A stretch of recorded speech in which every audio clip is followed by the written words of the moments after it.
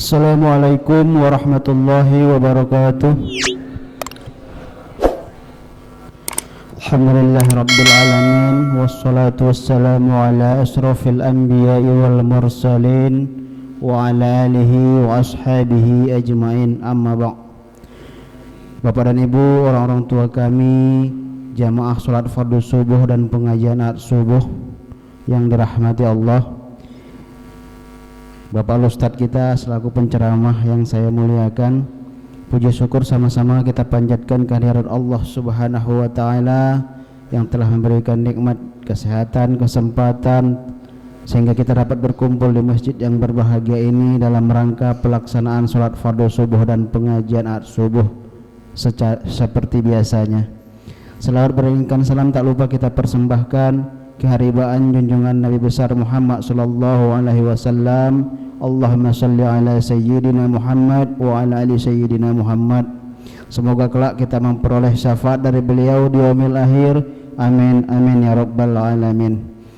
Baik Bapak dan Ibu, orang tua kami, kita akan lanjutkan pengajian ahad subuh kita, di mana pada pagi hari ini ataupun subuh ini kajian kita akan disampaikan oleh Bapak Ustaz Dr. Watni Marpaung MA yang alhamdulillah telah hadir di tengah kita bersama.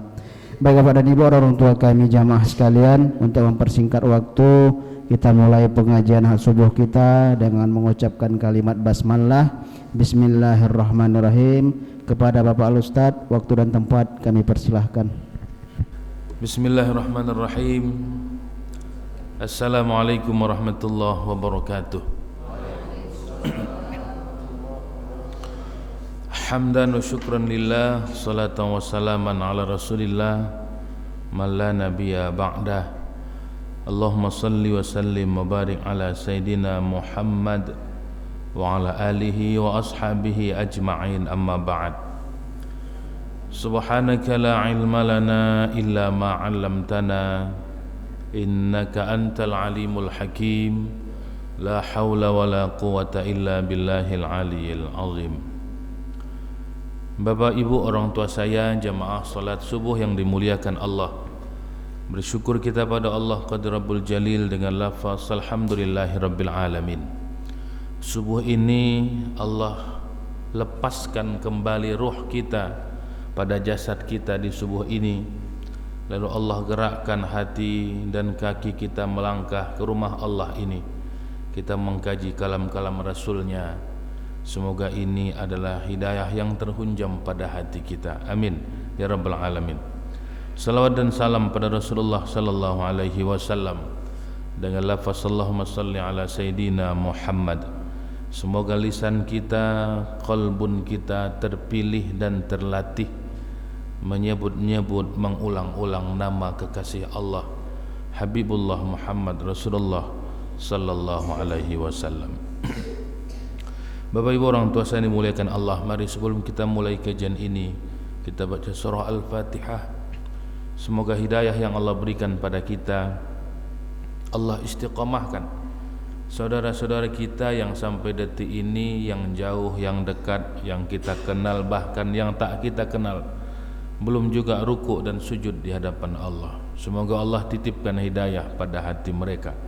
Yang sakit Allah angkat penyakitnya, dan yang sehat Allah bimbing dan jaga dari segala mara bahaya. Ala hadhihi niyyah as-salihah kiramil Fatihah. A'udzubillahi minasyaitonir rajim. Bismillahirrahmanirrahim. Alhamdulillah rabbil alamin, arrahmanir rahim, مالك يوم الدين. إياك نعبد وإياك نستعين. اهدنا الصراط المستقيم صراط الذين أنعمت عليهم غير المغضوب عليهم ولا الضالين. آمين. Bapak Ibu, orang tua saya dimuliakan Allah, alhamdulillah pagi ini kita sudah masuk pada al-haditsus tsamin wal 'ishrun, hadis yang ke-28. Ya, hadis yang ke-28. Jadi kita sudah di hujung ini, dan mudah-mudahan Allah panjangkan umur kita sampai tamat kitab ini. Amin ya rabbal alamin.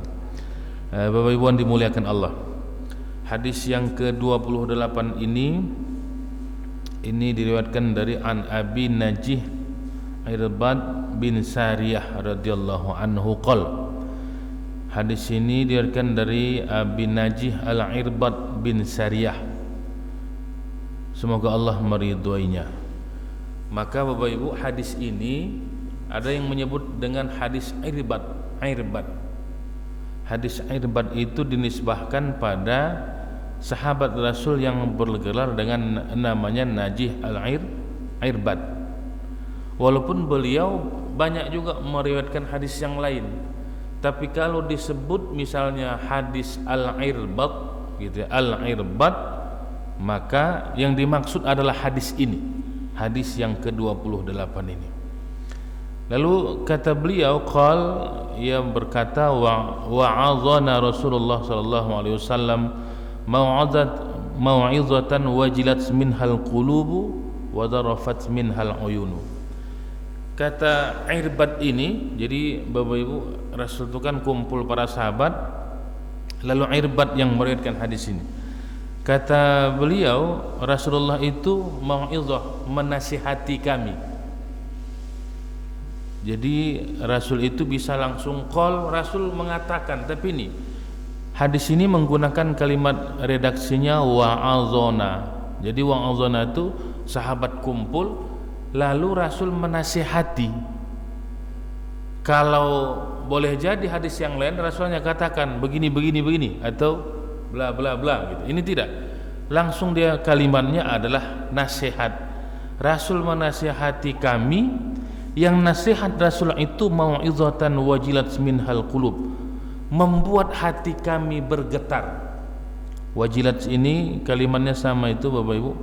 Idza dzukirallahu wajilat qulubuhum, bergetar hati kami. Jadi begitu Rasul mengucapkan kalimat-kalimat nasihatnya, ini qalbun, hati para sahabat bergetar.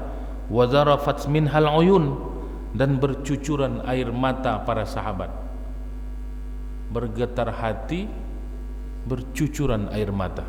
Wah, ini kalau bergetar hati tapi air mata tak berlinang, berarti tak mantap. Ini bergetar hati para sahabat, air mata pun bercucuran. Berarti ada isyarat yang kuat.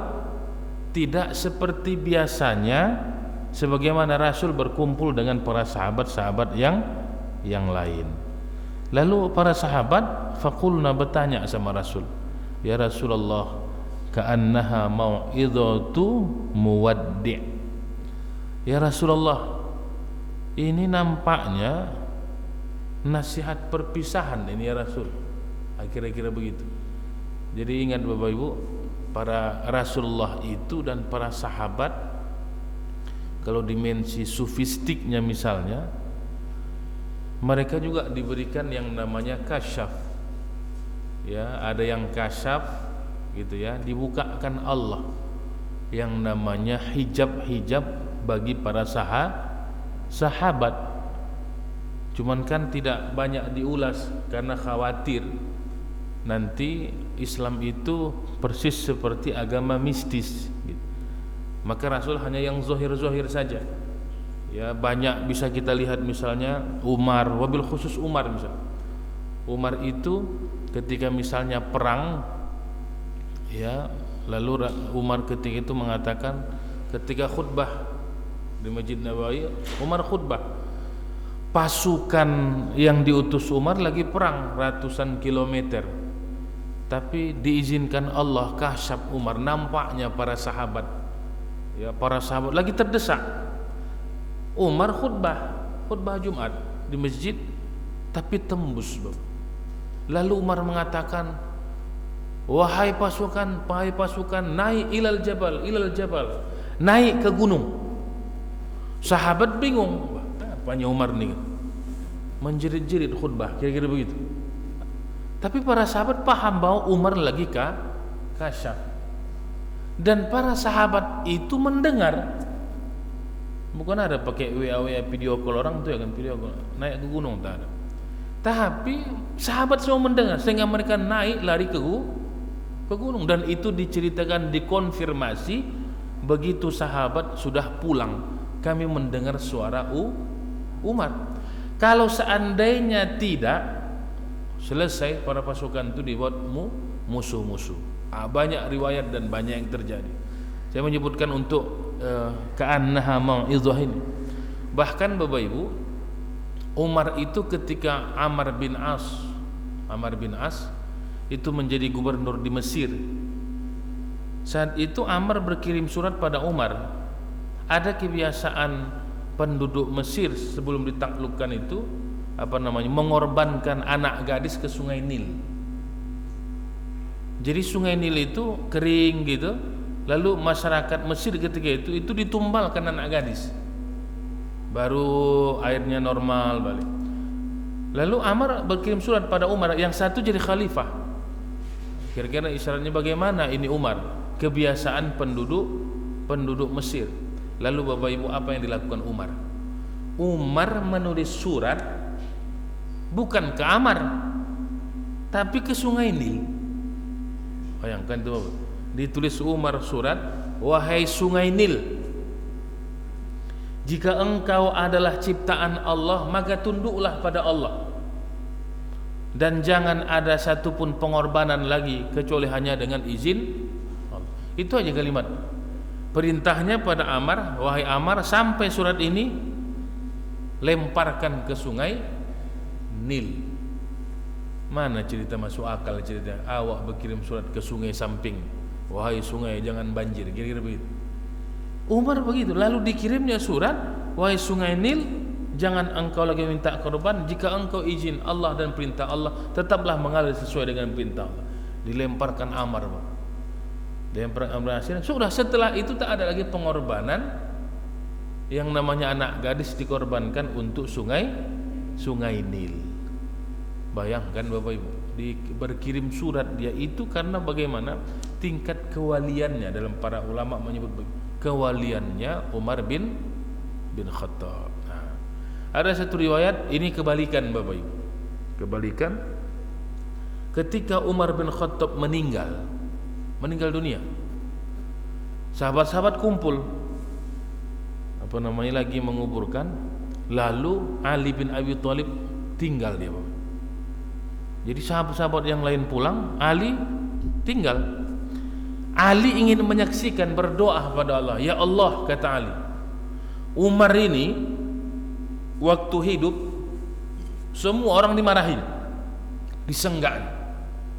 Ya kan, jangankan manusia, iblis pun takut berpapasan dengan dia.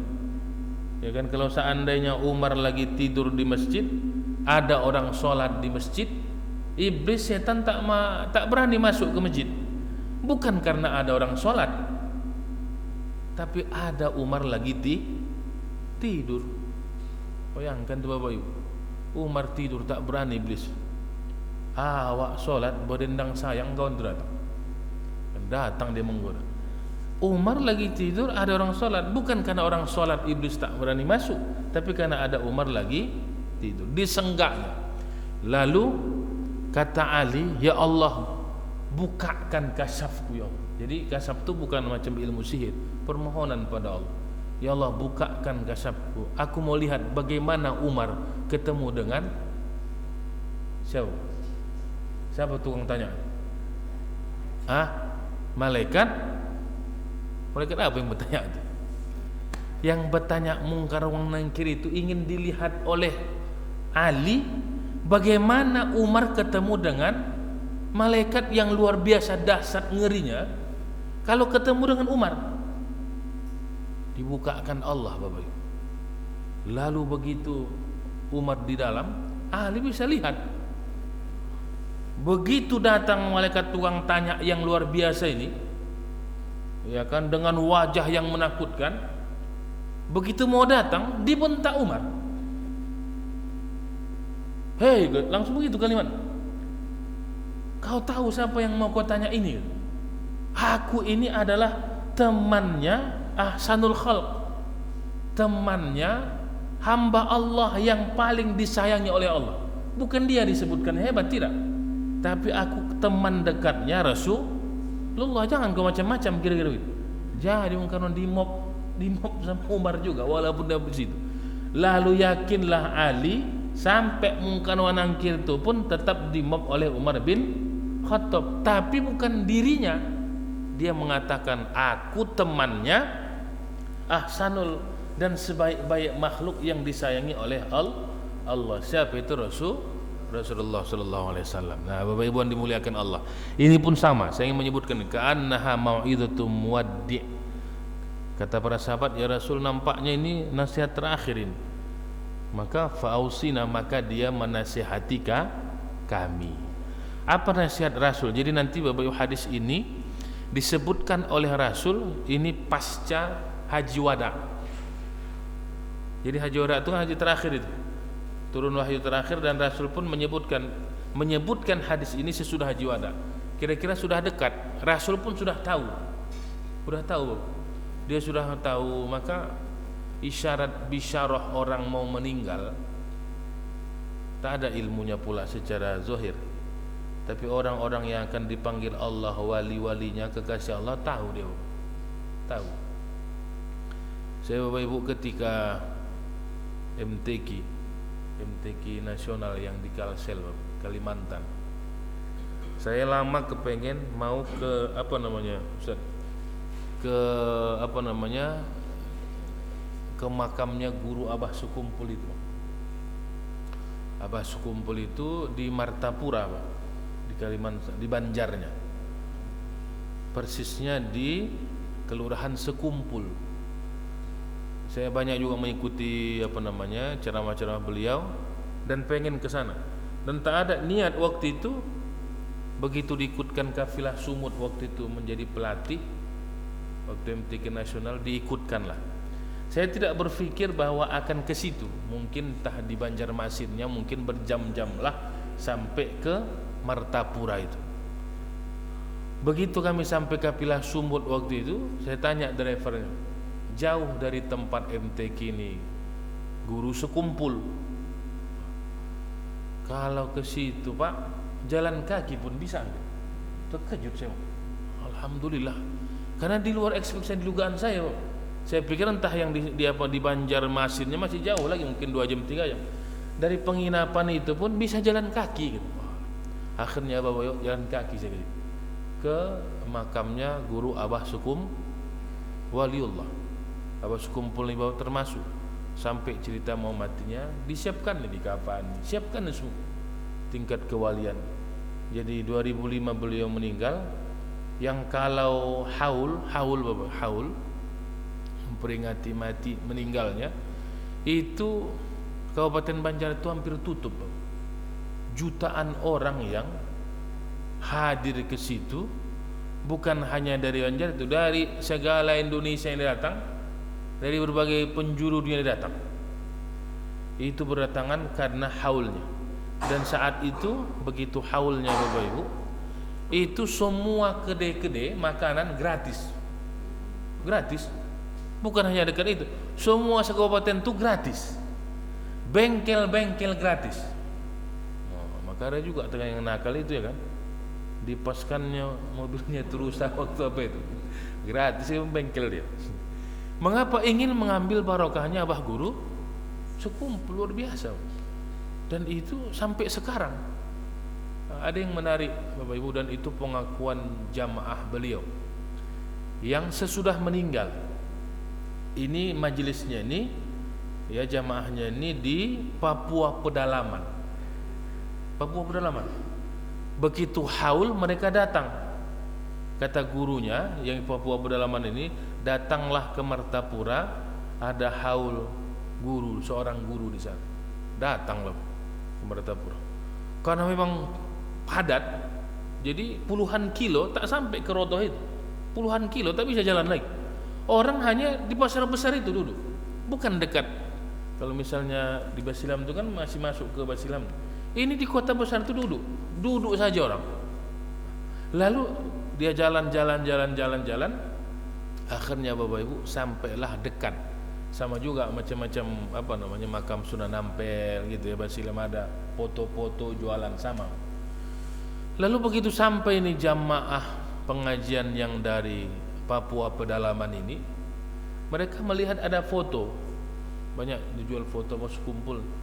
Ini versi semacam kedai apa, kedai rumah makan Padang kan ada itu, Tuan Syekh apa namanya itu kan hampir setiap rumah makan Padang ada itu foto. Ya ini pun apa sekumpulan begitu, hampir semua rumah orang di Banjar itu ada fotonya. Keyakinan karomah juga ada terbakar, tak terbakar rumah, kira-kira ada dimensi yang seperti itu. Begitu sampai ini jamaah yang dari Papua pedalaman ini, mereka melihat foto, padahal orang meninggal itu orang sekumpul. Ini siapa ini gitu, yang banyak dijual foto ini gitu. Lalu yang orang jualan tuh nyebut begini ya inilah yang kita haulkan itu gitu, yang kita peringati hari kemati haulnya gitu. Bapak Ibu, hampir pingsan jamaah yang dari Papua pedalaman. Mengapa hampir pingsan?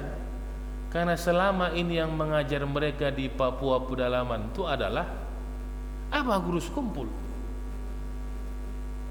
Yang mengajar mereka yang di Papua pedalaman itu, yang menyuruh mereka datang ke Martapura, yang ada di foto itu. Apa tak mau pingsan Bapak Ibu? Jadi kira-kira waktu dia mengajar mereka sudah meninggal. Siapa itu Allahu a'lam. Karena para wali-wali Allah itu secara jasadnya tidak ada, tapi yang namanya roh mereka di alam itu tetap hidup, bahkan mendoakan kaum muslimin. Nah Bapak Ibu yang dimuliakan Allah, banyak sekali, tapi ingin kita katakan adalah karena wali-wali Allah itu memandang dengan pandangan Allah, memegang dengan tangannya Allah. Kira-kira begitu. Sama dengan para sahabat ini, apalagi mereka ini adalah Ahlul Badar. Ahlul Badar itu 313 orang itu para wali-wali Allah yang Allah berikan kemuliaan pada mereka. Nah Bapak Ibu yang dimuliakan Allah, sama Rasul pun kira-kira hampir udah tahu dia, udah dekat, maka beliau pun berwasiatlah pada para sahabat. Apa wasiat Rasul? Pertama, usikum bitaqwallahi azza wa jal. Itu wasiat pertama. Kata Rasul, sahabat-sahabatku, bertakwalah kamu pada Allah. Tetap poin pertama takwa. Kenapa takwa Bapak Ibu? Ini panjang lebar dibahas. Karena poin kita, apapun kesulitan, apapun mau dicapai, endingnya sebenarnya takwa. Itu yang ditegaskan pada surah At-Tolak yang kita masyhur menyebutnya dengan ayat 1000 dinar. Itu nanti lihat Bapak Ibu, ayat 1000 dinar sampai 3 ayat tuh. Itu wa may yattaqillah wa may yattaqillah itu sampai 6. Jadi endingnya, ujungnya, kesimpulannya, jika ingin mudah hidup, ingin tenang hidup, tak ada masalah, dimudahkan Allah, itu kuncinya takwa. Tak ada cerita. Mengapa takwa? Karena masalah yang kita hadapi ini Bapak Ibu, masalah yang kita hadapi ini yang ngasihnya Allah. Maka jangan tertipu dengan masalah. Mendekatlah yang menciptakan dan yang memberikan masalah. Sama dengan kita minta, ya Allah rezeki, kita cari rezeki. Kalau bahasa kita apa namanya, banting tulang, peras keringat. Tapi sebenarnya kita mendekatlah pada yang maha pemberi rezeki, hanya itu saja. Maka nanti dalam surah Tolak itu kan begitu, wa may yattaqillah yaj'al lahu makhraja. Siapa yang bertakwa maka Allah akan berikan jalan keluar. Bahkan wa yarzuqhu min haitsu la yahtasib, dari jalan yang tak diduga-duga datangnya. Kalau diduganya tanggal 1 akhir bulan dia gajian, itu yang terduga. Ini tak diduga-duga, terkejut-kejut aja dia. Dikasih Allah terkejut-kejut. Maka mendekatlah pada yang maha pemberi rezeki. Maka Bapak Ibu, ada ayat Quran tu banyak menggunakan kalimat begini, lillahi ma fis samawati wa ma fil ard. Itu dalam Bapak Ibu. Cuma awak ni sok kaya dan sok punya. Allah sudah sebutkan lillah, yang punya langit dan bumi dan semua isinya aku, kata. Walillahi mulkus sama, dan penguasa langit dan bumi ini aku. Cuma awak belagak juga awak punya. Kan begitu ini. Rumah punya awak, istri punya awak, suami punya awak, semua punya aku. Padahal begitu Allah sebutkan lillah, tak ada punya kita. Tak ada Bapak. Mengapa Allah sebutkan lillah? Untuk menepis dari hati kita merasa punya. Merasa punya. Maka dalam isyarat tasawuf itu kan begitu, hanya minallah ilallah, minallah ilallah, minallah ilallah. Dari Allah pada Allah, dari Allah kepada Allah. Kalau versinya Abah Guru Sukumpul itu, Bapak, kajian minallah ilallahnya itu, jangan pernah singgah dalam hati. Minallah ilallah. Kalau dia minallah lalu kita katakan ini punyaku ini, maka mulailah dia bertambat dan berikat pada hati. Maka semurni-murninya, maka kata Rasul, usikum bitaqwallah azza wajal. Jadi kuncinya takwa, itu yang pertama dihunjamkan oleh Rasul pada para sahabat. Tak ada, semua kunci persoalan itu endingnya pada takwa. Jika takwanya benar, jika dia hunjamkan takwanya pada hatinya dan dalam hidupnya, tak ada masalah. Ya, versinya orang Aceh, hanna masalah, gitu ya. Hanna masalah, tak ada masalah kalau dia berpegang pada takwa. Sama dengan imam besar kita, Bang Kamil, ya kan. Berapa hari tak ada imam awak pun rindu dengan suara imam besar kita. Tapi hari ini terdengar suara imam besar kita balik. Itu karena usikum bitaqwallah balik itu, karena takwa pada Allah. Itu pertama, Bapak. Kedua, wasiat Rasul was-sam'i wat ta'ati an ta'ammara 'alaikum 'abdun. Wasiat Rasul yang kedua, mendengar dan taat sekalipun yang memerintahmu itu seorang hamba. Jadi Bapak Ibu, Rasul itu bahwa mendengar dan taat pada pemimpin itu mesti, sekalipun pemimpinmu itu seorang hamba. Maka nanti Bapak Ibu dalam akidah Ahlussunnah wal Jamaah, misalnya Al-Mawardi mengatakan lebih baik diperintah pemerintah yang zalim dibandingkan tidak ada satu hari kepemimpinan. Jadi kalau ada pemerintah zalim itu lebih baik dibandingkan tak ada satu hari kepemimpinan. Itu merujuk pada hadis ini. Jadi kepemimpinan itu mendengar dan taat itu mesti, walaupun yang memimpin itu hamba, walaupun yang memimpin itu kalau kita bodoh-bodoh kali, penting ada pemimpin. Mengapa? Karena memang yang memimpin itu kalau tak ada pemimpin, ya macam mana ayam kehilangan induk, kira-kira begitu. Maka kata Rasul tetap. Maka nanti lihat, begitu Rasulullah meninggal, kenapa ditakhirkan untuk menguburkan beliau?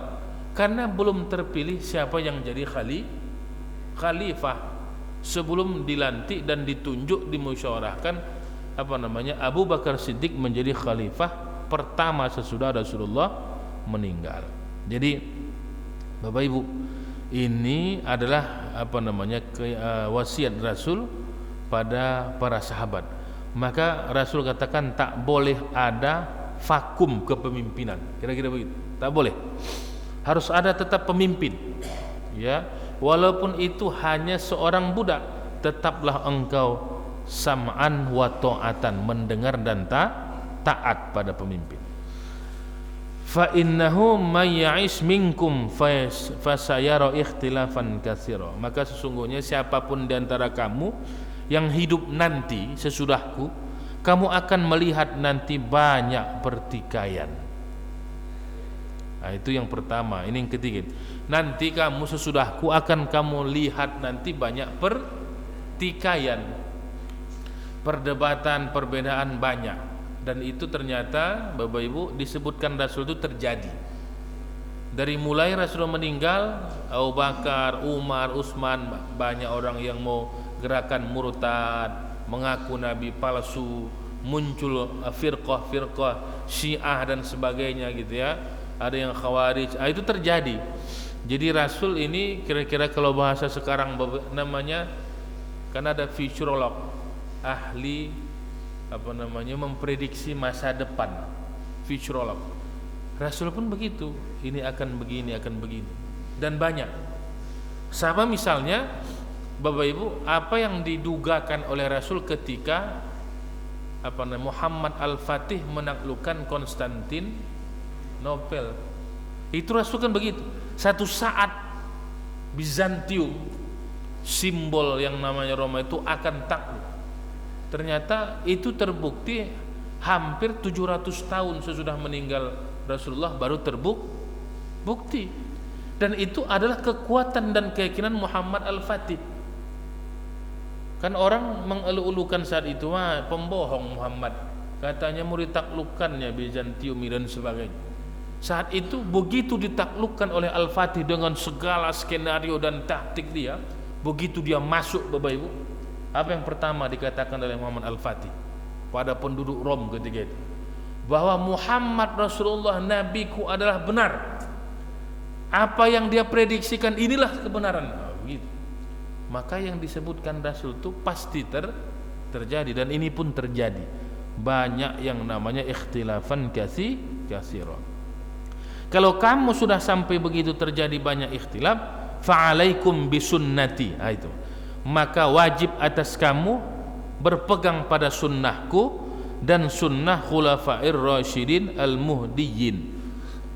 Jadi dua, berpegang pada sunnah Rasul dan sunnah khulafaur rasyidin. Ingat Bapak Ibu, sunnah Rasul dan sunnah khulafaur rasyidin. Ini menguatkan. Jadi jangan pala Bapak Ibu nanti ada orang misalnya perdebatan antara misalnya sholat tarawih 11 atau 2, 3 gitu ya, 11, 2, 3. Umar membuat 2, 3 gitu ya. Lalu Rasul awalnya 11. Sama-sama sunnah. Satu sunnah Rasul, satu sunnah khulafaur rasyidin. Itu yang persoalannya. Cuman kalau kita kaji tarawih, bisa juga mungkin tuang di apa ya kan, di voting di Medan nih, mana yang paling banyak 2, 3 atau 11. Kalau ada yang 2, 3 pindah ada ke 11. Ini mah 23 sih itu, ada 11 saja lah katanya. Ini persoalan bukan karena cinta kali daripada Rasul, bukan karena kenapa pilih 11. Saya cinta kali dengan Rasul dibandingkan Umar. Bohong itu. Karena lebih cepat siap. Itu persoalan, cepat siap maka dia pun milih 11. Tapi sunnah Rasul dan sunnah khulafaur rasyidin. Sama ini sunnah khulafaur rasyidin al-muhdiyyin ini ya para sahabat, walaupun menyebutkannya khulafaur rasyidin. Sama Bapak Ibu dalam kajian tasbih. Kan ada kawan-kawan kita misalnya Rasul tak pakai tasbih, lalu para sahabat mengatakan tak boleh pakai tasbih berzikir. Padahal sahabat-sahabat besar itu ada yang pakai tasbih. Abu Hurairah itu Bapak Ibu itu tinggal di Masjid Nabawi di sudut di Al-Suffah itu. Abu Hurairah itu Bapak Ibu luar biasa zikirnya. Abu Hurairah itu sangkinkan dia sebelum tidur wiridnya itu berzikir 12.000 sebelum tidur. Awak terkadang mau membaca Bismikallahumma ahya wa amut, itu pun tak sempat, udah tekapar itu, ya kan, udah aja mana-mana membacakan segaris saja Bismikallahumma ahya wa amut, tak sempat. Abu Hurairah 12.000. Apa yang dia lakukan Bapak Ibu? Tali maka nanti riwayat begitu tasbih. Tali dipintal-pintal oleh Abu Hurairah. Kalau mungkin ada orang nelayan, tali sampan itu kan besar-besar itu dipintal Abu Hurairah jadi gulungan besar. Mau tidur dia tariknya satu. Bayangkan Bapak Ibu, awak pun kalau diikat di situ mati, inginkan besar gulungan ikatan tasbihnya Abu Hurairah. Maka dikecilkan sekarang sampailah ada namanya tasbih elektrik yang pecil-pecil. Ya kan, sampai begitu. Artinya ada riwayat sahabat yang melakukan itu dengan tali yang panjang, beliau bertasbih sampai 12.000 kali. Tetap ada wa sunnah al-khulafair rasyidin al-muhdiyyin. addu 'alaiha bin nawajid, berpegang teguhlah kamu, gigitlah sunnah-sunnah itu pada zaman itu. Wa iyyakum wa muhdatsatil umur fa inna kulla bid'atin dolalah, dan berhati-hatilah kamu dengan perkara yang muhdas dibuat-buat, maka sesungguhnya setiap yang bid'ah dolalah, sesat. Nanti panjang ini diskusi tentang fa inna kulla bid'atin dolalah nih. Ya, panjang diskusinya ini karena para ulama wabil khusus mazhab Syafi'i memilah, ada yang namanya bid'ah hasanah, ada bid'ah sayyi'ah. Ya, Syafi'i merumuskan itu. Sama misalnya ketika mengkodifikasikan Al-Qur'an, tak ada itu perintah Rasul. Tapi Al-Qur'an dikodifikasikan. Kalau dikodifikasikan itu, pada itu adalah ibadah membacanya, menghafalnya. Lalu kalau seandainya itu bid'ah, maka kodifikasi Al-Qur'an pun bid'ah. Maka mazhab Syafi'i itu memilah fa inna kulla bid'ah dolalah, itu mereka klasifikasikan antara hasanah dan sayyi'ah. Bapak Ibu yang dimuliakan Allah, inilah 3 hal yang diwasiatkan Rasul pada kita: takwa pada Allah, taat pada pemimpin, dan berpegang teguh pada sunnahnya Rasul dan sunnahnya khulafaur rasyidin. Jadi mengapa Rasul sebutkan ini? Karena sudah meninggal Rasul. Maka kalau seandainya ada pertikaian, ada masalah, maka rujuklah pada 3 ini. Engkau tetap takwa, taat pada pemimpinmu, dan tetap berpegang pada sunnah dan para khulafaur rasyidin. Bapak Ibu yang dimuliakan Allah, maka dari yang 3 ini setidaknya kita, Bapak Ibu, ya, yang poin pertama bitaqwallah, menguatkan hati kita, menguatkan keyakinan kita. Karena usikum bitaqwallah, maka nanti khutbah Jumat itu kan begitu. Rukun khutbah itu adalah satu diantaranya mengucapkan lafaz takwa. Maka usikum itu sama kalimat usikum bitaqwallah, aku wasiatkan pada kamu takwa pada Allah. Kalau tak disebutkan oleh khatib bitaqwallah, maka khutbahnya tidak sah karena dia menjadi rukun. Bapak Ibu yang dimuliakan Allah Subhanahu wa taala. Maka dari uraian-uraian ini para sahabat, ini yang saya sebutkan di awal tadi, Najih al-Irbad, ini hadis ini menjadi populer, masyhur sampai kalau disebut yang mana hadisnya al-Irbad itu, inilah yang dimaksud. Walaupun Al-Irbad sendiri banyak meriwayatkan hadis, tapi khusus untuk ini disebut dengan hadisnya Al-Irbad, hadis yang bermuatan berisikan tentang nasihat Rasul, wasiat Rasul menjelang. Maka Bapak Ibu, ini pun isyarat itu. Kalau sempat ada orang misalnya nampaknya baik-baik awak solat, ya kan? Itu tanda-tanda juga itu. Kalau udah banyak orang mau bercakap begitu, tengok-tengok juga Bapak Ibu. Itu kepandaian, keahlian membaca isyarat itu. Tiba-tiba Pak Ahmad banyak dia membuat wejangan misalnya, anak-anak ini bagus ya, bagusin. Itu hati-hati juga gitu itu. Kalau sudah ada kalimat-kalimat begitu, bang ini nampaknya bang nanti anak-anak ini sayangilah. Itu bapak pun harus memperhatikan itu, karena boleh jadi ini yang bisyarah itu. Bisyarah itu begini Bapak Ibu, yang terjadi pada sahabat dan para wali-wali. Memang orang yang, tapi tidak dipastikan 40 hari itu memang begitu. Ada kebiasaan yang udah meninggal kawan, patutlah waktu lain ku tengok jalannya gitu. Dari masjid itu agak lain jalannya, rupanya isyarat juga. Jadi 40 hari itu memang sudah terjadi. Maka orang husnul khatimah itu bukan matinya, 40 hari, 1 minggu, 2 minggu sebelum dia wafat. Itunya isyarat dia husnul Ada orang bapak 2 minggu sebelum mati ke masjid akhirnya baca Quran saja. Bukan maksud saya rajin ke masjid mau mati pula, tidak ya, bukan. Tak usah ke masjid kita dah rajin pula mati ya, bukan. Tapi begitu dia 2 minggu rajin baca Quran. Ada yang begitu saya lihat bapak. Sebelum meninggal tu megang tasbih aja bapak. Tasbih aja pegang. Memang tak berapa lama lagi meninggal. Jadi sebenarnya ada isyarat-isyarat yang begitu bahwa dia akan dipanggil oleh Allah. Menjadi, maka itu yang disebut dengan husnul khatimah. Dia matinya baik, bukan waktu dia dead itu tak tahu kita itu. Tapi ketika dia ini bersedekah baik dengan orang, itu tanda-tanda. Maka sebenarnya husnul khatimah itu bukan hanya doanya, tidak. Apa yang dia lakukan kebaikan-kebaikan itulah akan mengiring dia dijemput oleh Allah. Maka pernah saya sebut di sini Bapak, buku yang ditulis seorang perawat rumah sakit itu ternyata orang yang mati itu sesuai dengan kebiasaan hidup.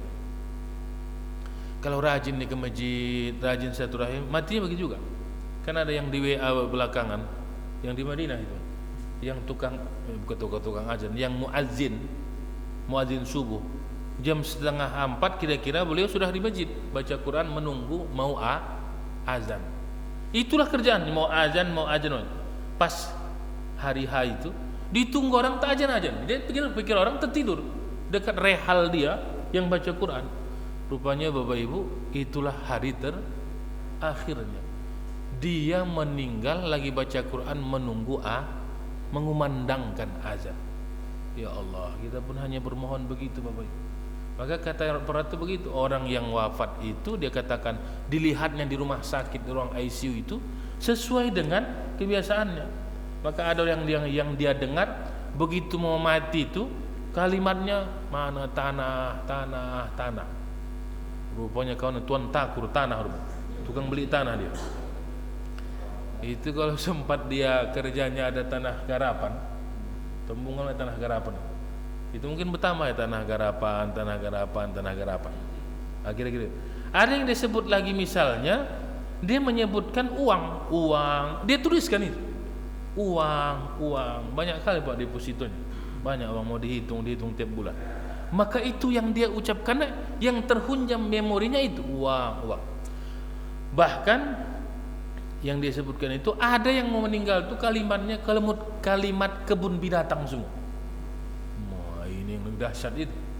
Mungkin banyak karyawannya, inilah yang monyet ini, itu keluar.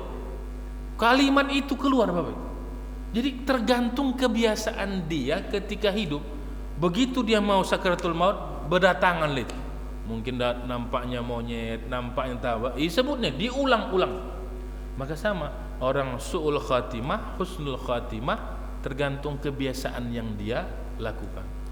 Lalu ada orang yang dia lihat tenang aja, dan ketika mau meninggal itu dia hanya mengucapkan subhanallah, karena ternyata bapak itu berwirid zikirnya pagi dan sore, Allah. Ada yang begitu.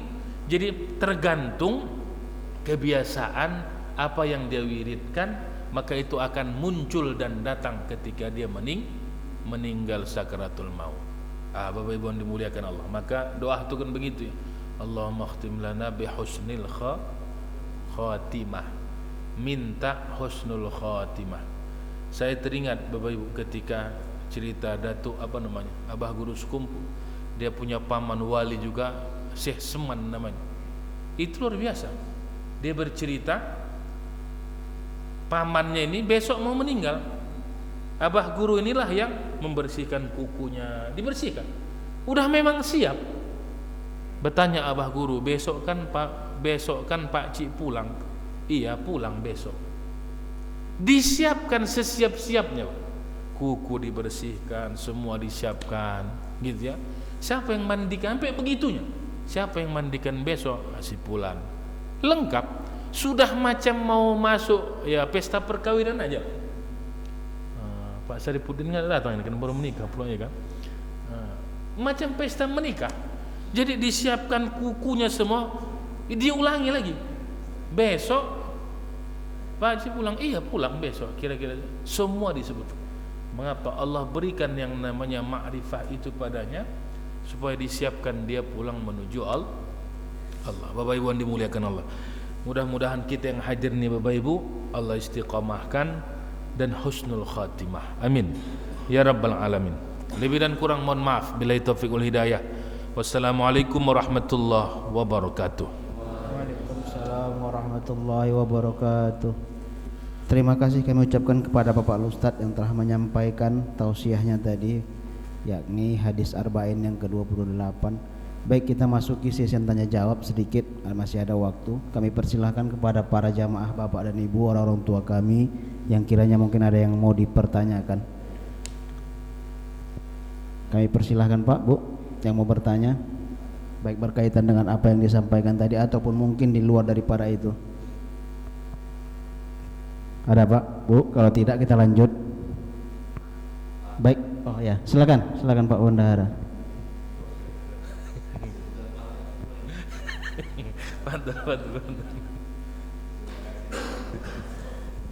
Assalamualaikum warahmatullahi wabarakatuh.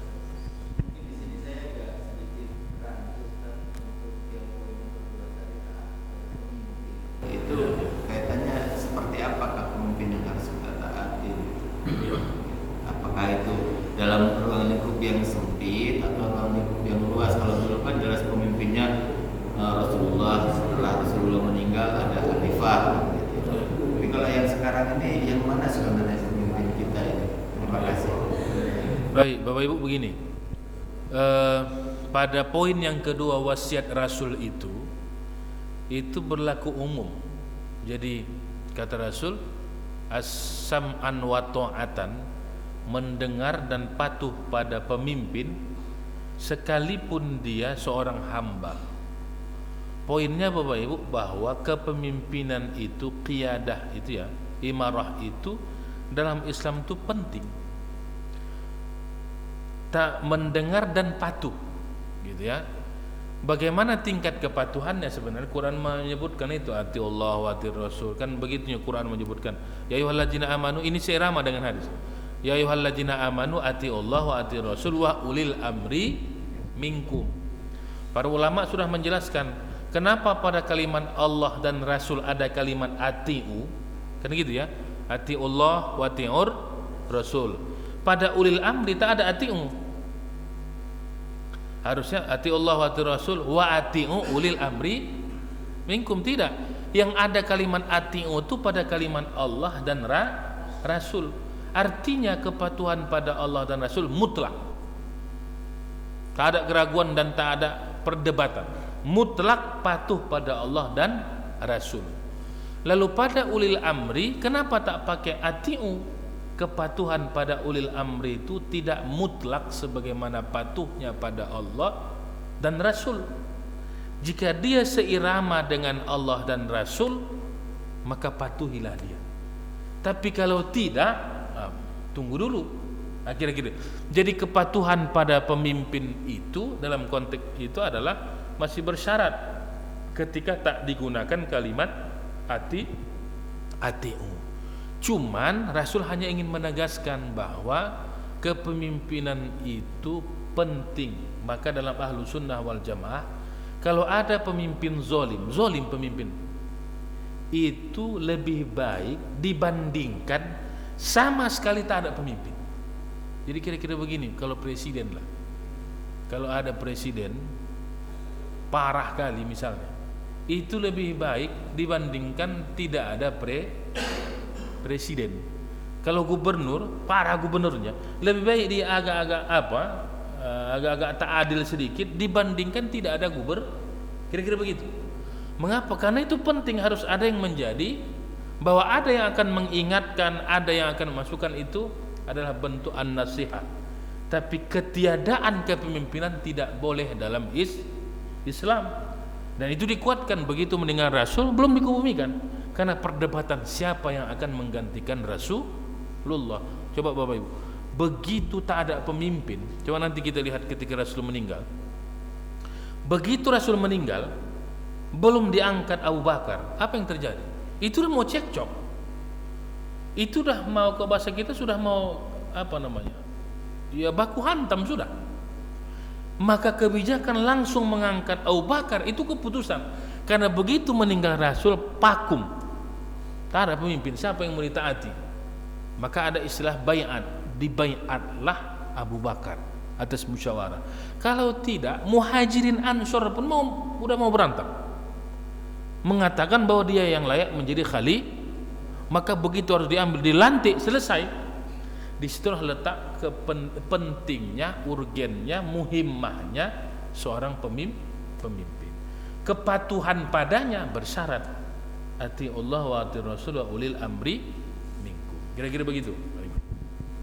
Baik. Satu pertanyaan kami persilakan, Bu. Ya. Assalamualaikum warahmatullahi wabarakatuh.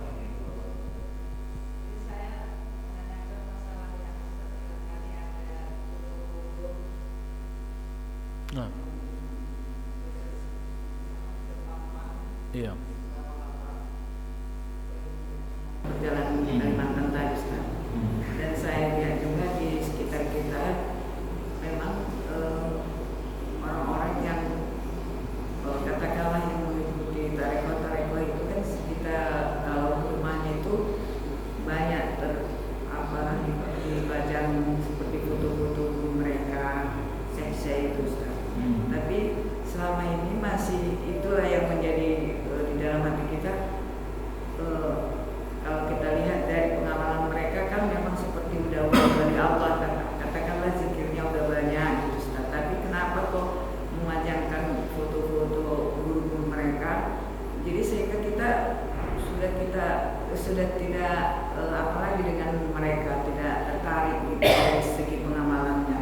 Berarti selama ini saya salah mengamalkan, menafsirkan mereka yang katakanlah pengikut-pengikut kalau tarekat-tarekat itu, karena mereka banyak memajangkan foto-foto di rumah-rumah. Bahkan mereka katakan wali-wali Allah itu mereka termasuk wali Allah dan mereka lebih tinggi daripada orang tua.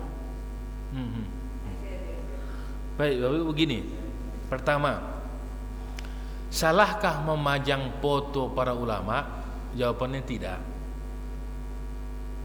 Kalau di foto dipajangnya para habaib gitu ya, para masyayikh dipajangnya, salah tidak. Kecuali memang dia berpaham haram foto. Ada kawan-kawan kita haram foto gitu. Dia pun berfoto haram gitu. Dia haram berfoto, tapi YouTube tontonnya juga itu juga itu. Nah itu bisa itu jadi tiga dimensi. Jadi kalau dia memfatwakan itu lain hal.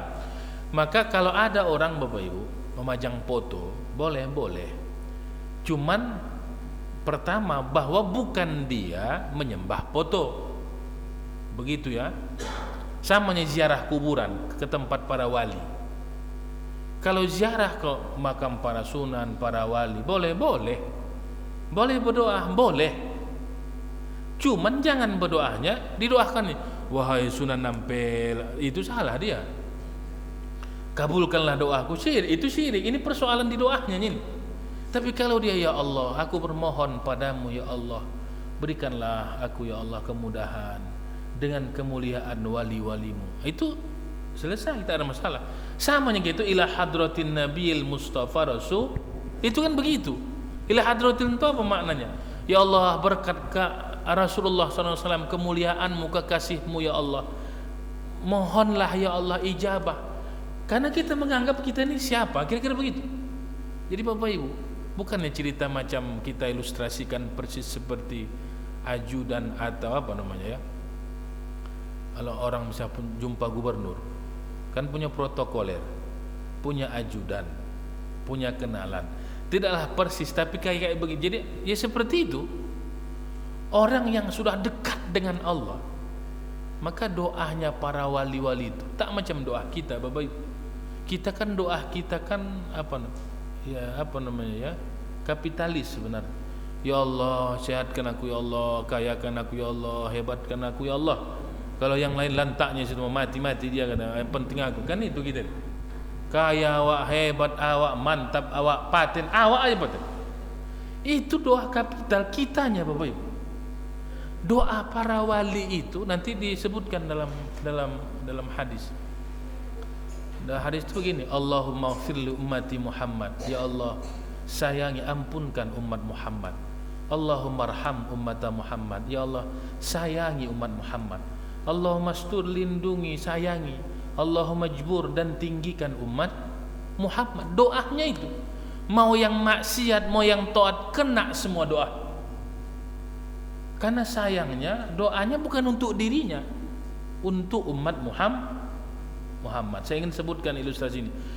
Kenapa para ulama menyebutkan lebih aula, gitu ya, sholawat, bukan membandingkan, lebih utama mau ada pembimbingnya atau tidak, lebih aula sholawat dibandingkan zikir.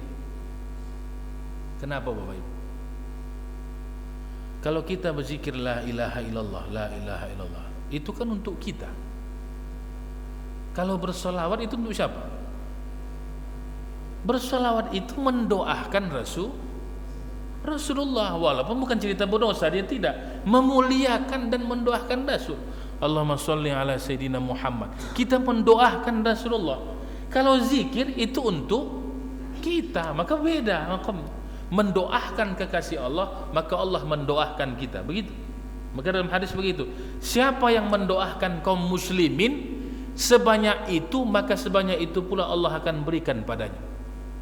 Maka sekarang diputar doa itu Bapak Ibu. Ya Allah, murahkan rezeki, angkat penyakit, angkat kesulitan kaum muslimin ke saudara-saudaraku ya Allah. Begitu kita doakan orang, begitu pula Allah kabulkan doa kita. Dibalik, kita kan tadi kan tidak, ya Allah kayakan, ya Allah hebatkan, ya Allah. Orang lain gimana Pak? Itu urusan orang tuh itu kan. Itu kan begitu. Kita begitu maunya, kita yang ini, kira-kira begitu. Maka sama, jangan salah, tidak salah fotonya. Yang penting ketika berdoanya. Dan sama ketika memandang. Nah, nanti ada bab khusus Bapak Ibu. Begini, ada bab khusus tentang kajian para wali. Kalau kita nih misalnya tak bisa mencapai maqam wali, kata para ulama sufi itu, setidaknya engkau mencintai wali-wali Allah, mencintai Rasul, mencintai walinya. Begitu dia mencintai Rasul dan para wali-walinya, maka Allah akan menitipkan cinta pada orang yang mencintai para walinya. Kalau misalnya ada orang melihat foto, tenang, hatinya nyaman, bukan cerita mensyirikkan ya, ini beda-beda tipis ini, nanti salah keliru. Dilihatnya foto misalnya syekh, lalu muncul ya Allah, maka nanti kan begitu. Rasul itu Bapak Ibu, kalau dipandang wajahnya, kalau ada orang kafir langsung ditatapnya wajah Rasul, beriman dia. Jadi begitu kekuatan. Kalau ada orang yang memandang wajah Rasul, terbayang dia surga neraka, kuat iman. Karena ada begitu kita Bapak Ibu, kita pandang wajah seseorang, tentram kita, bukan karena ganteng dia, bukan karena cantik, bukan, tapi hati kita nyaman, damai melihat wajahnya. Teringat kita seolah ke surga. Ya Allah, ini artinya dia dikasih oleh Allah nur pada cahayanya sebagaimana Rasul. Kita kan tidak Bapak Ibu. Begitu dilihat orang wajah mau muntah kawan. Muntah kawan. Nah, itu namanya itu. Maka para ulama mengatakan jika dipandang mendatangkan keimanan, kecintaan, maka itu dibolehkan, bukan mengarahkan pada kesyirikan. Begitu kira-kira Ibu. Baik, terima kasih kepada Bapak dan Ibu orang tua kami jamaah sekalian. Mengingat waktu, kita padakan pertanyaan sesi tanya jawab sampai di sini. Baik, sebelum kita tutup dengan doa, sedikit ingin kami sampaikan mewakili BKI Masjid Al-Amri, sebagaimana yang kita ketahui selama ini bahwasanya kita melaksanakan pengajian Ahad pagi setiap Ahad. Nah, di sini BKI Masjid Al-Amri menambah kegiatan pengajian kita, yaitu pada malam Jumat ketiga setiap bulannya di malam Jumat ketiga kita laksanakan setelah ba'da maghrib. Jadi kita sholat maghrib dulu berjamaah, kita lanjutkan pengajian, di mana pada malam Jumat ketiga ini kajiannya yaitu akhlak tasawuf yang akan disampaikan oleh Al-Ustadz Ahmad Fauzan Mahfuz LC. Jadi kami sampaikan kepada Bapak, Ibu, orang tua kami jamaah sekalian bahwasanya BKM Masjid Al-Amri melaksanakan pengajian selain dari Ahad pagi, kita laksanakan jadwal pengajian yaitu malam Jumat ketiga setiap bulannya, sekali aja, sebulan sekali di malam Jumat ketiga ba'da sholat maghrib. Jadi kita himbau dan kita harapkan kehadirannya. Kita melaksanakan sholat jamaah bersama, sholat maghrib, setelah itu kita lanjutkan pengajian dan kemudian sholat isya selesai, baru dilanjutkan pengajian bapak-bapak yasin. Itu tergantung, ada di masjid, ada juga di rumah masing-masing. Baik, selanjutnya kami sampaikan juga pemberitahuan bahwasanya kami himbau, kami harapkan kehadirannya untuk melaksanakan sholat gerhana bulan pada hari Selasa tanggal 8 November 2022 ba'da maghrib. Tanggal 8 hari Selasa ini kita laksanakan sholat gerhana bulan. Untuk itu kami harapkan kehadiran Bapak dan Ibu, para jamaah sekalian. Selanjutnya mungkin demikian pemberitahuan yang dapat kami sampaikan, dan untuk memperoleh keberkahan dari pelaksanaan pengajian Ahad subuh kita akan tutup dengan doa, dan kami mintakan kembali kepada Bapak Ustadz untuk kiranya dapat membawakan doa. Astaghfirullah. Alhamdulillahirabbil alamin. Wassalatu wassalamu ala asrafil anbiya'i wal mursalin sayyidil mursalin wa ala alihi wa sahbihi ajma'in. Allahumma lakal hamdu kulluh wa lakal syukru kulluh wa lakal mulku kulluh wa lakal khalqu kulluh biyadikal khairi kullih. Na'udzu bika minasyarri kullih birahmatika ya arhamar rahimin. Allahumma ya Allah, wahai zat yang membolak-balikkan hati kami, istiqomahkan hati kami di jalan-Mu ya Allah, jalan siratal mustaqim. Bersihkan hati kami dari berbagai sifat madmumat, limpahkan dan curahkan berbagai kemuliaan pada hati kami ya Allah. Allahumma ya Allah, berkahi ilmu dan amal kami, berkahi rezeki dan keluarga kami, berkahi segala apa yang kami miliki ya Rahim, agar kiranya hanya tertuju padamu dan mengharapkan ridhamu ya Rahman. Rabbana atina fid dunya hasanah wa fil akhirati hasanatan wa qina adzaban nar. Walhamdulillahi rabbil alamin. Taqabbalallahu minkum wa minkum taqabbal ya karim. Alhamdulillahi rabbil alamin. Demikianlah tadi doa yang telah dibawakan oleh Bapak Al-Ustadz, dan dengan berakhirnya doa tadi maka berakhirlah pengajian Ahad subuh kita pada pagi hari ini. Seperti biasa, setelah melaksanakan pengajian Ahad subuh, kita akan mengadakan sarapan pagi bersama, di mana pada pagi hari ini yang menjadi ahli baitnya adalah keluarga Bapak Toto dan keluarga Bapak Yudi. Kami ucapkan terima kasih kepada Bapak dan keluarga. Semoga ini menjadi amal jariah. Amin amin ya rabbal alamin. Demikianlah pengajian Ahad subuh kita. Lebih dan kurang saya mohon maaf. Subhanakallahumma wa bihamdika asyhadu an la ilaha illa anta astaghfiruka wa atubu ilaih. Wassalamualaikum warahmatullahi wabarakatuh.